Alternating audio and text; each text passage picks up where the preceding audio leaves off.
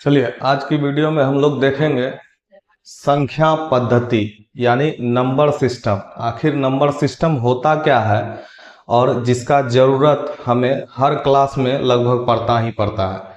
ठीक है, class 9th का भी आप पहला चैप्टर देखेंगे तो उसमें भी नंबर सिस्टम है और क्लास 10th में भी नंबर सिस्टम है। तो आइए हम लोग समझने का प्रयास करते हैं कि संख्या पद्धति आखिर है क्या। संख्या पद्धति का अगर हम लोग बात करें तो सबसे पहला बात आपको जानना चाहिए प्राकृतिक संख्या क्या होती है। जैसे मान लेते हैं हम किसी बगीचे में पेड़ों की गिनती करना चाहते हैं, तो पेड़ की गिनती कहाँ से शुरू करेंगे? एक से। एक, दो, तीन, चार, पाँच। यानी गिनती करने के लिए जिन संख्याओं का हम लोग उपयोग कर रहे हैं उनको क्या कह सकते हैं हम? प्राकृतिक संख्या। यानी अगर प्राकृतिक संख्या की परिभाषा की बात करें तो हम परिभाषा लिख सकते हैं क्या? गिनती की संख्याओं को गिनती की संख्याओं को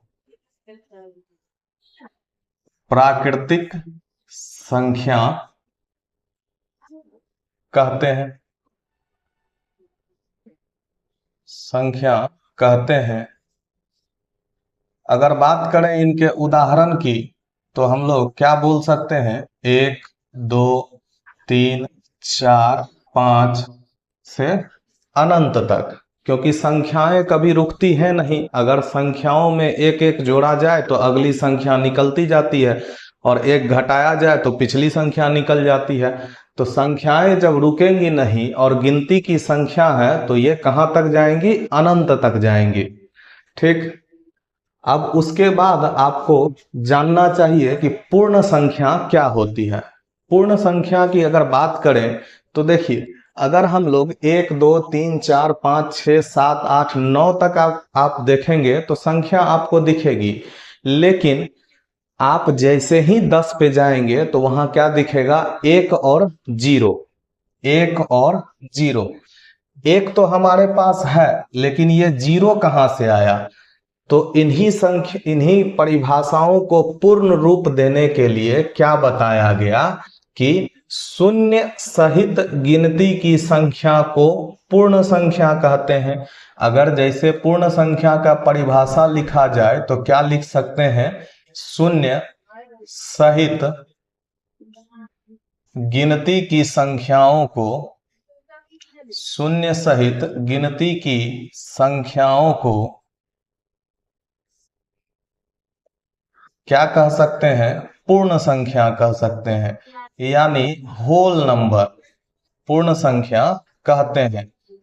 अब जैसे इसका उदाहरण में देखिए क्या होगा। इसका उदाहरण आप देखेंगे तो सिर्फ गिनती की संख्याओं के साथ क्या लगाए हैं? शून्य लगाए हैं। तो गिनती की संख्या तो यहां आपको दिख ही रही है, 1, 2, 3, 4, 5 से लेके अनंत तक। तो इसके आगे अगर हम शून्य लगा दें तो क्या यह परिभाषा को पूरा पूरा दर्शा जाएगा? तो हाँ, यानी शून्य के साथ गिनती की संख्याओं को हम क्या कहेंगे? पूर्ण संख्या कहेंगे। अब देखिए, प्राकृतिक संख्या और पूर्ण संख्या हो गई। आप देखेंगे तो क्या होगा, आपने बचपन में भी पढ़ा होगा और आगे भी पढ़ेंगे। जैसे क्लास 9th की अगर बात करें तो आपने इस तरह का फिगर जरूर देखा होगा। बीच में 0 आ जाता है और इधर क्या करते हैं हम लोग? 1, 2, 3, 4, 5, 6, ये आगे बढ़ते जाता है अनंत तक। अगर इधर की बात करें तो -1, -2, -3, -4, -5, -6, -7 और ये भी क्या होता है? बढ़ता जाता है। अगर बात करें, देखिए इसको क्या कहते हैं? तो इसको हम लोग कहते हैं संख्या रेखा। अगर इसका नाम दिया जाए तो इसको हम कहते हैं संख्या रेखा, यानी कि नंबर लाइन, यानी ऐसी रेखा जिन पर हम संख्याओं को दर्शा सकें उसको क्या कहते हैं? संख्या रेखा। आप देखेंगे, आप कहेंगे कि अभी तक आपने बताया कि 1 2 3 4 5 या 0 1 2 3 4 5, तो आखिर ये माइनस वाला क्या है? देखिए, संख्या रेखा पर हम शून्य को बीच में रखते हैं और दाहिने साइड हम लोग क्या करते हैं, पॉजिटिव वैल्यू रखते हैं यानी धनात्मक संख्या, और बाएं साइड हम लोग क्या रखते हैं, ऋणात्मक संख्या। तो देखिए, अगर आप देखेंगे धनात्मक, जीरो और ऋणात्मक, यानी आपको हमेशा दिखेगा कि पूरा पूरा अंक है, पूरा पूरा अंक, या माइनस में है तो भी पूरा पूरा अंक है।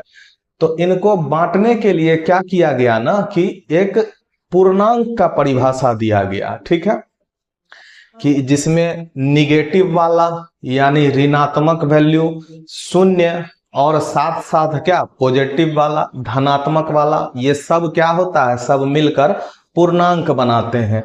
तो आइए हम लोग पूर्णांक को देखते हैं। पूर्णांक में अगर कहें,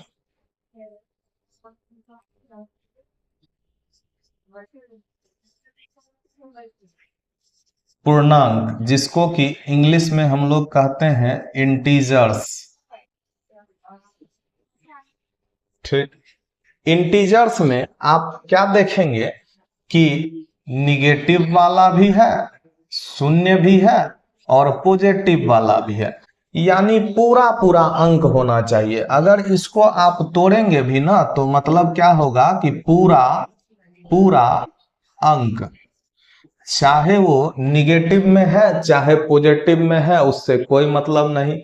अगर निगेटिव है तो उसको कहेंगे निगेटिव इंटीजर यानी कि ऋणात्मक पूर्णांक, अगर पॉजिटिव में है तो कहेंगे उसको पॉजिटिव इंटीजर यानी कि धनात्मक पूर्णांक, ठीक है। अगर हम पूर्णांक को तोड़ें तो क्या होगा, देखिए, पूर्णांक है और इसको अगर तोड़ें तो क्या हो जाएगा, धनात्मक पूर्णांक और ऋणात्मक पूर्णांक।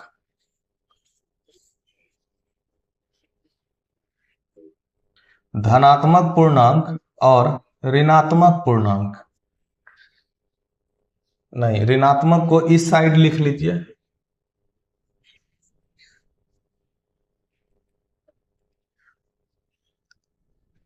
ऋणात्मक पूर्णांक और धनात्मक पूर्णांक,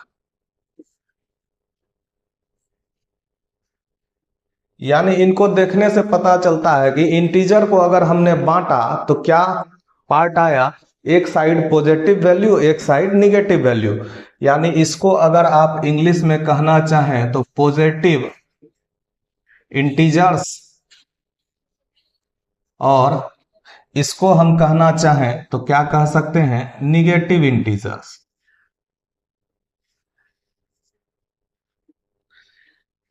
आखिर कुछ तो बात रही होगी, तब तो पता चला कि धनात्मक पूर्णांक और ऋणात्मक पूर्णांक को बांटने के लिए आपको देखिए बीच में क्या रखना पड़ेगा, इस जीरो को रखना पड़ेगा, यानी ये बीच में क्या हो जाता है, शून्य।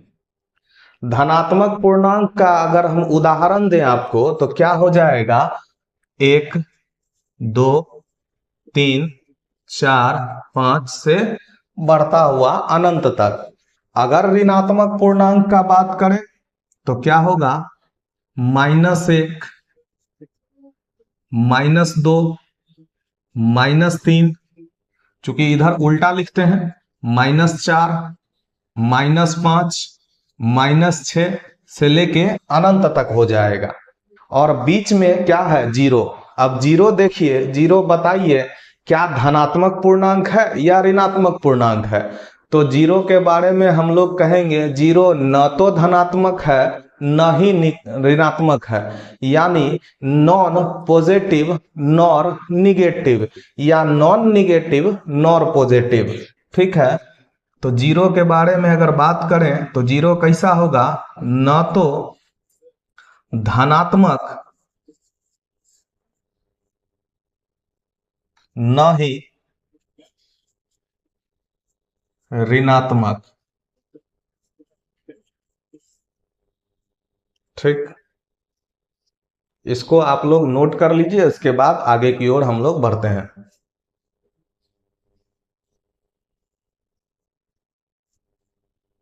देखिए अभी तक हम लोगों ने पूर्णांक को दो पार्ट में तोड़ा था, एक क्या, ऋणात्मक पूर्णांक, एक जीरो, और एक धनात्मक पूर्णांक, सॉरी तीन पार्ट में तोड़ा था। तो ऋणात्मक पूर्णांक के बारे में हमने क्या बताया था आपको कि माइनस वाला होगा, जैसे -5, -4, -3, -2, -1, यहां से लेके आप इधर बढ़ाते जा सकते हैं, -6, -7, -8 से लेके अनंत तक आप जा सकते हैं। जीरो के बारे में हम लोग क्या जाने, ना तो पॉजिटिव है यानी ना तो धनात्मक है और न ही क्या है, ऋणात्मक है। ठीक, और धनात्मक पूर्णांक के बारे में हमने क्या सीखा कि 1, 2, 3, 4 आप लेके अनंत तक बढ़ा सकते हैं, क्योंकि संख्या कभी रुकती है नहीं।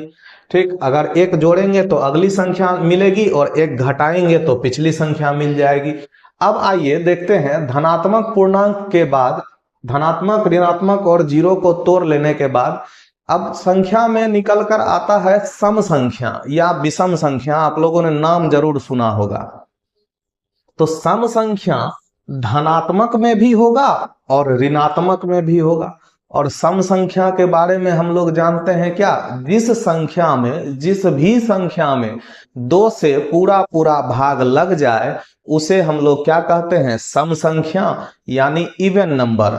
और जिस संख्या में दो से पूरा पूरा भाग न लगे उसे क्या कहते हैं, विषम संख्या कहते हैं।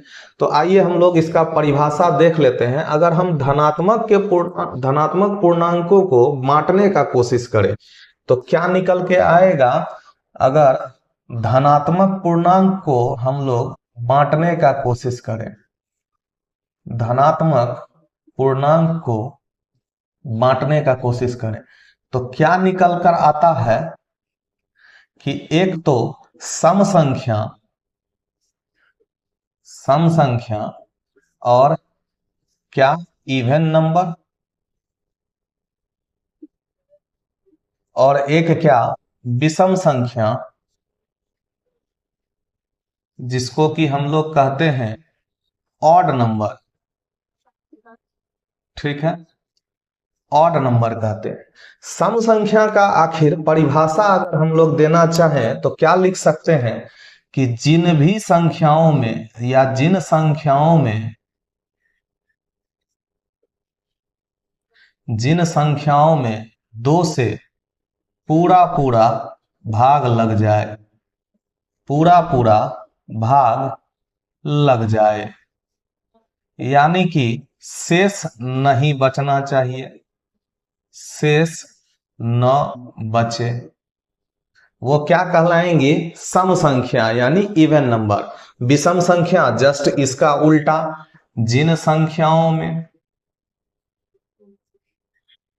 जिन संख्याओं में दो से पूरा पूरा क्या हो, भाग न लगे, न लगे, यानी कि शेष कुछ न कुछ बच जाए, शेष बच जाए, उसे हम लोग क्या कहेंगे, विषम संख्या कहेंगे। ठीक है, अब सम संख्या में आप यदि आप दे दिए हैं परिभाषा कि जिन संख्याओं में दो से पूरा पूरा भाग लग जाए, तो इसका उदाहरण भी हम लोग देख लेते हैं। अगर इसका उदाहरण देखेंगे तो क्या होगा, जैसे 2, 4, 6, 8, 10, 12, यानी दो से जिसमें पूरा पूरा भाग लग जाए।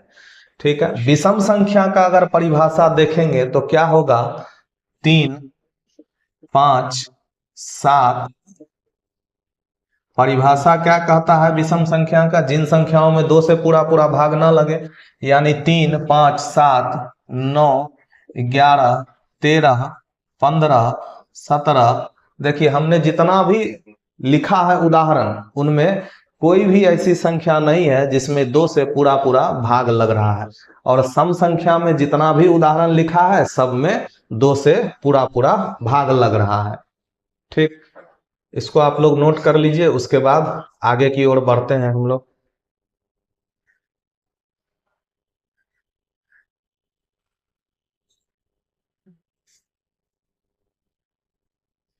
अब चलिए संख्या पद्धति में हम लोग आगे बढ़ते हुए देखते हैं। अभी तक हमने क्या किया, धनात्मक पूर्णांकों को बांट दिया था किसमें, सम और विषम में। अब अगर हम आपसे कहें कि धनात्मक पूर्णांक के जगह हम लोग प्राकृतिक संख्या का यूज करें तो बात क्या होगा, वही चीज होगा। तो आइए अब देखते हैं हम लोग प्राकृतिक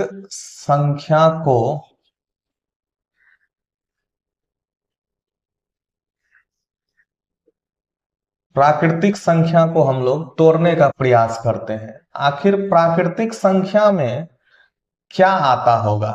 हमने परिभाषा अभी पहले पढ़ा कि गिनती की संख्या को प्राकृतिक संख्या कहते हैं। प्राकृतिक संख्या में भी आप चाहिए तो लिख सकते हैं सम विषम। ठीक। अब प्राकृतिक संख्या को हम लोग दूसरी तरह से तोड़ने का प्रयास करते हैं।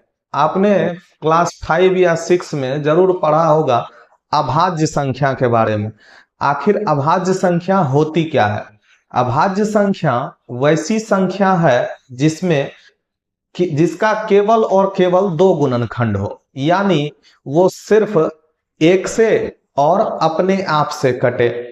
जैसे अगर उदाहरण हम लें 11, तो क्या अभाज्य संख्या होगी 11। और आप देखेंगे तो क्या मिलेगा आपको कि 11 एक ऐसी संख्या है जो सिर्फ एक से कट रही है और अपने आप से कट रही है, यानी इसका फैक्टर करें तो 1 और 11 होगा।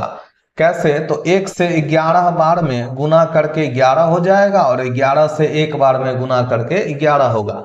इसके बाद दुनिया का कोई भी ऐसा संख्या नहीं है जिससे कि 11 भाग लग जाए पूरा पूरा या 11 से कट जाए। ठीक है, तो आइए अब हम लोग बांटते हैं प्राकृतिक संख्या को किस में।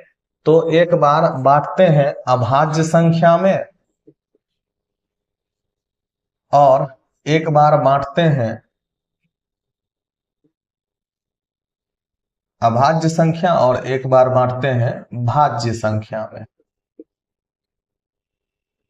अगर इसका परिभाषा हम लोग जानने का प्रयास करें तो इसको इंग्लिश में कहते हैं प्राइम नंबर और इसको कहते हैं कंपोजिट नंबर। Composite number.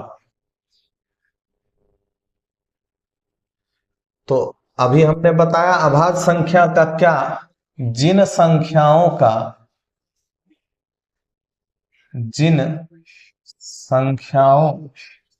का केवल दो गुणनखंड हो वह कैसी संख्या होगी, वह अभाज्य संख्या होगी। अभाज्य संख्या होगी। ठीक है, अगर हम बात करें इनके उदाहरणों का तो आपको मिलेगा पहली अभाज्य संख्या 2। आप कहेंगे एक क्यों नहीं, तो एक का देखिए सिर्फ और सिर्फ एक ही गुणनखंड हो पाता है। एक जो है सिर्फ एक से कटता है, क्या और किसी संख्या के पहाड़ा में आता है क्या, कभी नहीं आएगा। इसीलिए एक जो है अभाज्य संख्या नहीं होती है। ठीक, 2। अगली अभाज्य संख्या का बात करेंगे तो 3, 5, 7, 11, इस तरह करके आपको संख्याएं मिलती जाएंगी। अभी हम लिखाएंगे इसमें 1 से 100 तक में क्या अभाज्य संख्या रहती है, अभाज्य संख्या से रिलेटेड क्या क्या प्रश्न पूछा जाता है।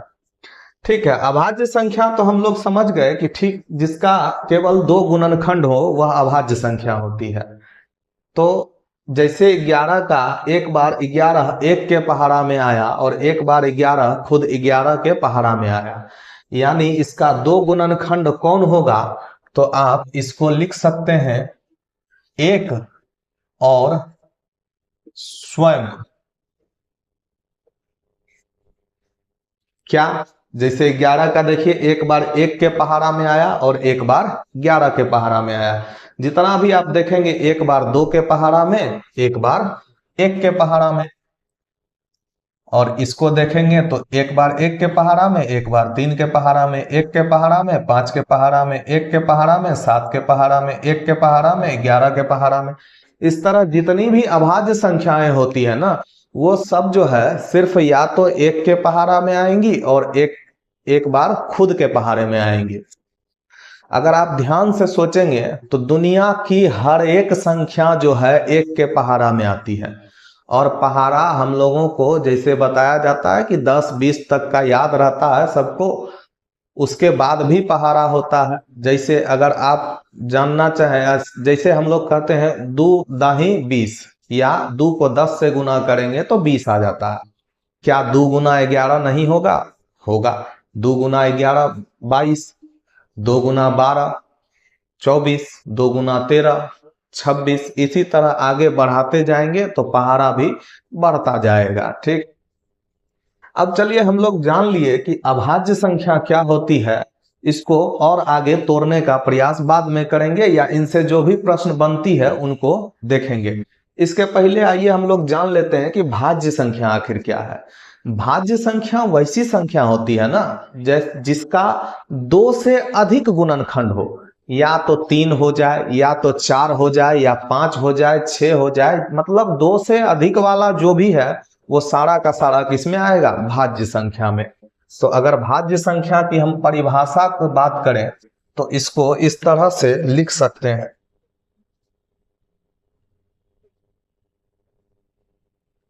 क्या लिख सकते हैं कि जिन संख्याओं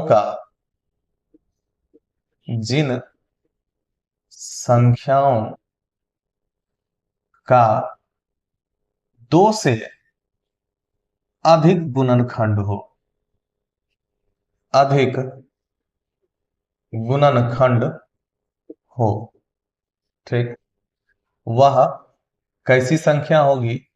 वह भाज्य संख्या होगी। भाज्य संख्या होगी, जिसको कि इंग्लिश में हम लोग कंपोजिट नंबर कहते हैं। अब देखिए, अभाज्य संख्या और भाज्य संख्या का एक एक नाम होता है। जैसे आप लोगों को क्वेश्चन में अभाज्य संख्या न देकर कुछ और दे देता है, और उसमें होता क्या है कि बच्चे फंस जाते हैं। तो आइए हम लोग जानते हैं कि अभाज्य संख्या का और दूसरा नाम, या भाज्य संख्या का दूसरा नाम आखिर होता क्या है। तो अभाज्य संख्या की अगर बात करें हम लोग तो क्या होता है, इसको कहते हैं हम लोग रूढ़ संख्या। रूढ़ संख्या। और भाज्य संख्या की बात करें तो इसको हम लोग कहते हैं संयुक्त संख्या। संयुक्त संख्या। जैसे अगर क्वेश्चन में आपसे पूछेगा तो पूछ सकता है कि इनमें से अभाज्य संख्या ज्ञात करें, या उसका मन करेगा आपको फंसाने के लिए क्या करेगा, कहेगा कि अभाज्य संख्या नहीं, क्वेश्चन इस तरह से बनाएगा कि इनमें से रूढ़ संख्या ज्ञात करें, या इनमें से भाज्य संख्या पूछने के बदले पूछ देगा संयुक्त संख्या ज्ञात करें। क्वेश्चन देखिए 9th-10th में इसी तरह से फंसाया जाता है। तो आपके डेप्थ नॉलेज को चेक किया जाता है। तो आप अगर इसको याद रखेंगे तो आसानी से बना सकेंगे। अब आइए भाज्य संख्या के कुछ उदाहरण के बारे में हम लोग जान लें कि उदाहरण क्या क्या होगा। जैसे जो भी अभाज्य संख्या नहीं है उन पे जाइए।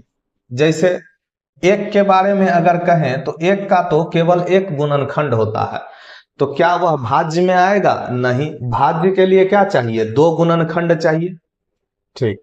और अभाज्य के लिए क्या चाहिए? 2 गुणनखंड चाहिए। और भाज्य के लिए क्या चाहिए? 2 से अधिक, यानी कम से कम 3 चाहिए। क्या 1 में वैसा कंडीशन लागू होता है? नहीं। 1 का तो केवल और केवल 1 ही है।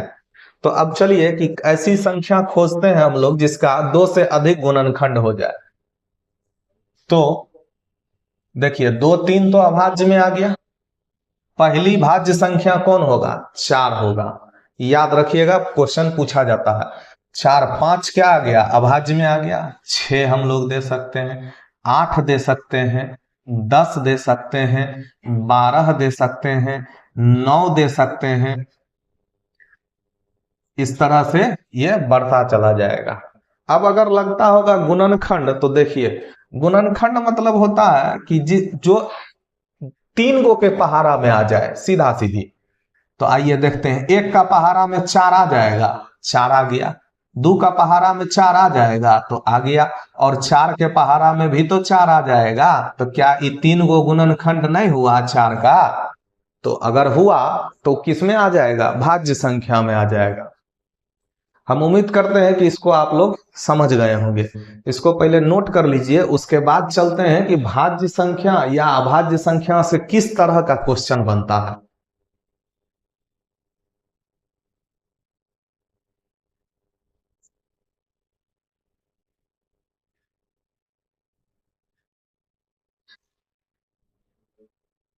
आइए अब अभाज्य संख्या में हम लोग आगे की ओर बढ़ते हैं।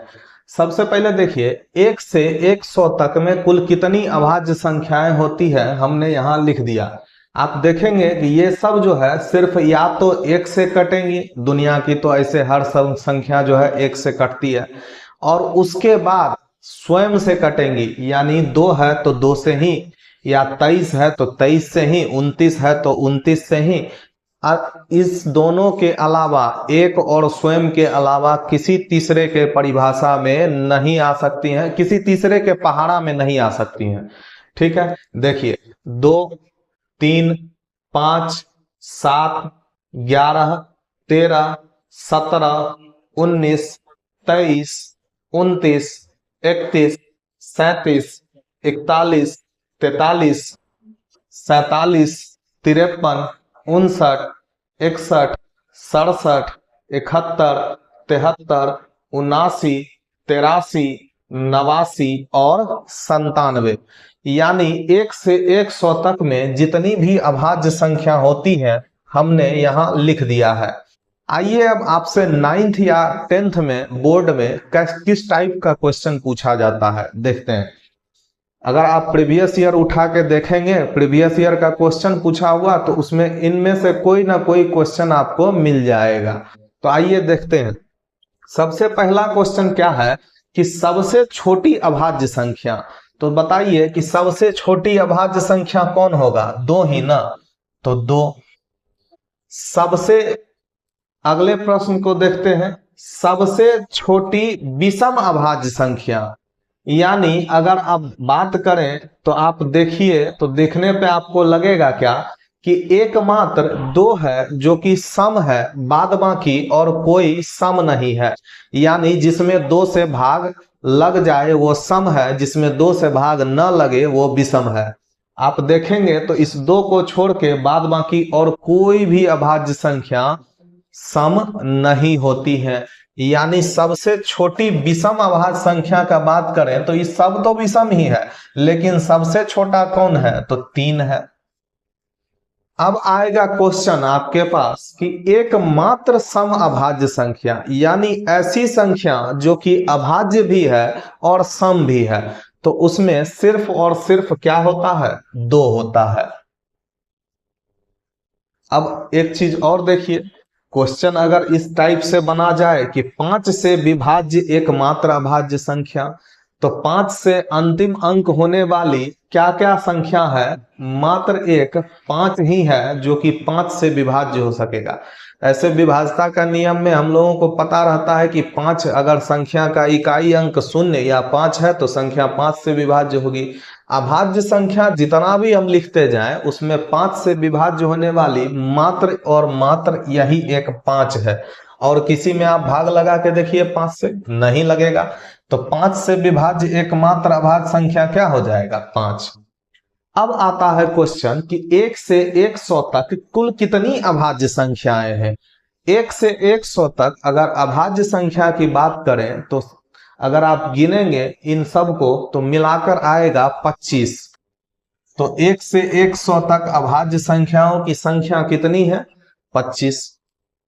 अब बात करते हैं कि ध्यान से देखिएगा क्वेश्चन, सबसे छोटी भाज्य संख्या, यानी कि संयुक्त संख्या, यानी कि कंपोजिट नंबर। ठीक, हमने क्या बताया था कि जिन भी संख्याओं का 2 से अधिक गुणनखंड है वो क्या होगी, कंपोजिट नंबर, यानी कि भाज्य संख्या, यानी कि संयुक्त संख्या। इन तीनों में जो आपका इच्छा करे आप बोल सकते हैं। सबसे छोटी भाज्य संख्या का बात करें तो क्या होगा, आपने देखा था कि 2 और 3 क्या हो जाता है, अभाज्य में ही चला जाता है। और सबसे छोटी भाज्य संख्या की बात करें तो क्या होगा, 4 एक ऐसा पहला नंबर है जो कि जिसका 3 गुणनखंड हो जाता है। तो आपके दिमाग में एक प्रश्न उठ रहा होगा कि सर एक क्या है। आपने बताया 1 2 3 4 5 ये संख्या है, हमने बांट लिया कि ये अभाज्य है, ये अभाज्य है, ये क्या है, अभाज्य है, ये क्या है, भाज्य है। आगे का संख्या को तो हम लोग बांट लेंगे अभाज्य और भाज्य में। आखिर एक क्या है, एक के बारे में क्वेश्चन किस टाइप से बनता है। तो देखिए, एक न तो भाज्य संख्या है, न तो भाज्य संख्या है न ही अभाज्य संख्या है, न ही अभाज्य संख्या है। अब मान लीजिए किसी ने आपसे पूछ दिया कि कैसे एक न तो भाज्य है न ही अभाज्य है, तो हम उनके पास बता सकते हैं आराम से कि भाज्य संख्या होने के लिए क्या चाहिए, केवल 2 गुणनखंड चाहिए, और जो कि एक का नहीं है, एक का सिर्फ और सिर्फ एक गुणनखंड है। और भाज्य संख्या होने के लिए 2 से अधिक चाहिए, और अभाज्य होने के लिए क्या चाहिए, 2, सिर्फ और सिर्फ 2 ही गुणनखंड चाहिए। यानी अगर आप देखेंगे तो भाज्य के लिए क्या चाहिए, 2 से अधिक गुणनखंड, और अभाज्य के लिए क्या चाहिए, केवल 2। तो क्या एक इन दोनों में से किसी में बैठ रहा है, नहीं। तो एक के बारे में हम क्या कह सकते हैं, नॉन प्राइम नॉर कंपोजिट, यानी कि न तो भाज्य संख्या है और न ही अभाज्य संख्या है। तो आखिर एक है क्या, अगर एक को हम लोग बोलना चाहें तो एक को बोल सकते हैं अभिष्ट संख्या बोल सकते हैं। ठीक है, इसको आप लोग नोट कर लीजिए। उसके बाद हम लोग चलते हैं आगे की ओर कि भाज्य में कैसे कैसे हम लोग बांटते हैं। आपके सामने टर्म आया होगा, सह अभाज्य क्या होता है, जुड़वां अभाज्य क्या होता है। तो उन सब चीजों को हम लोग आगे समझेंगे, पहले इसको नोट कर लीजिए, उसके बाद आगे बढ़ते हैं।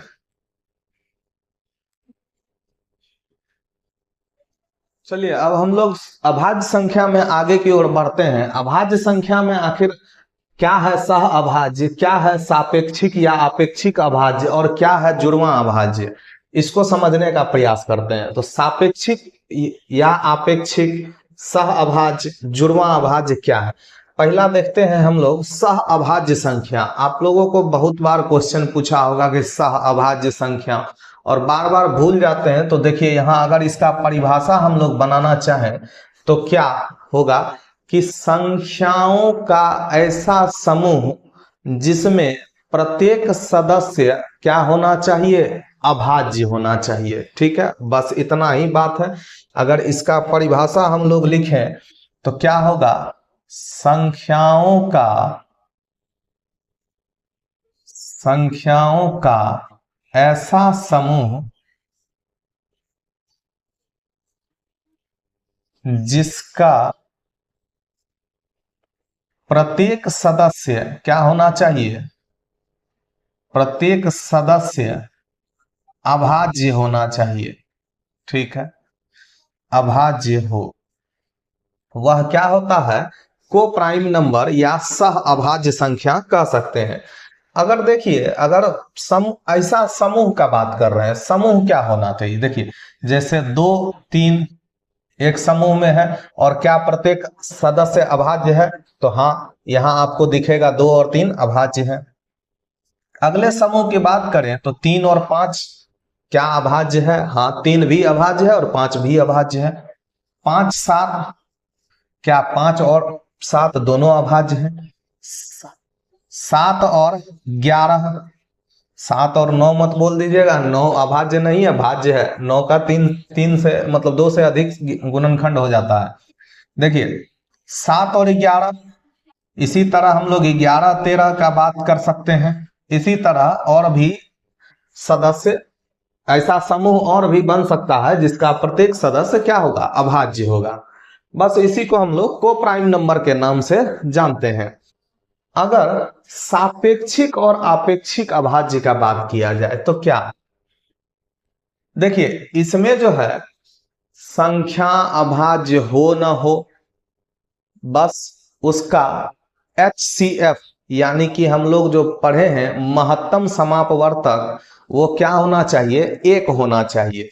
ठीक, तो इसके बारे में अगर परिभाषा लिखना चाहें तो किस तरह लिख सकते हैं? तो संख्याओं का ऐसा समूह, संख्याओं का ऐसा समूह जिसका सदस्य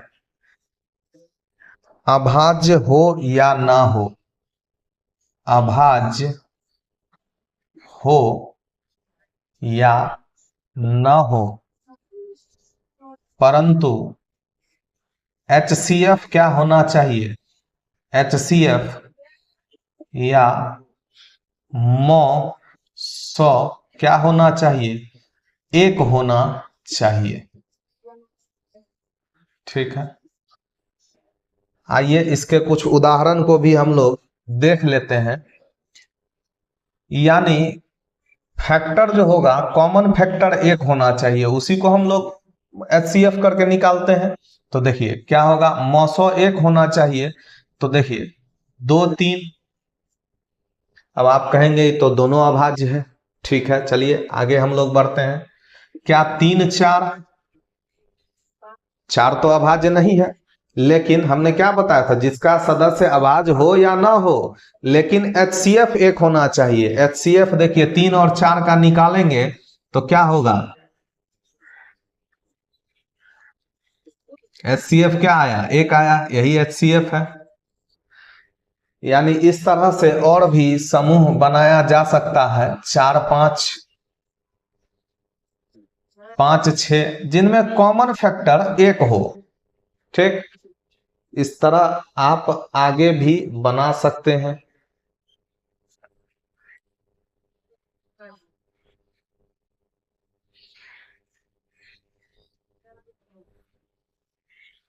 ठीक है, और भी हो सकता है, जैसे मान के चलिए 16 35, 16 35 ये भी हो सकता है, रिलेटिवली प्राइम। अब चलिए देखते हैं जुड़वां अभाज्य आखिर क्या करता है। तो जुड़वां अभाज्य का अगर ऐसा परिभाषा देखा जाए तो क्या होता है कि संख्याओं का ऐसा समूह जिनमें प्रत्येक सदस्य क्या है? अभाज्य होना चाहिए, लेकिन उनके बीच का अंतर कितना होना चाहिए? मात्र 2 होना चाहिए। और सदस्य भी कितना? जुड़वां में हम लोग जानते हैं, जैसे कोई किसी को कहते हैं जुड़वां बच्चा हुआ तो कितना? 2 होता है। तो इसका परिभाषा अगर बनाने का प्रयास करें तो संख्याओं का ऐसा समूह जिनमें केवल 2 सदस्य हो, केवल और केवल 2 सदस्य हो। ठीक है, और दोनों ही सदस्य क्या होना चाहिए? और दोनों ही सदस्य क्या हो? अभाज्य होना चाहिए, अभाज्य हो, तथा दोनों के बीच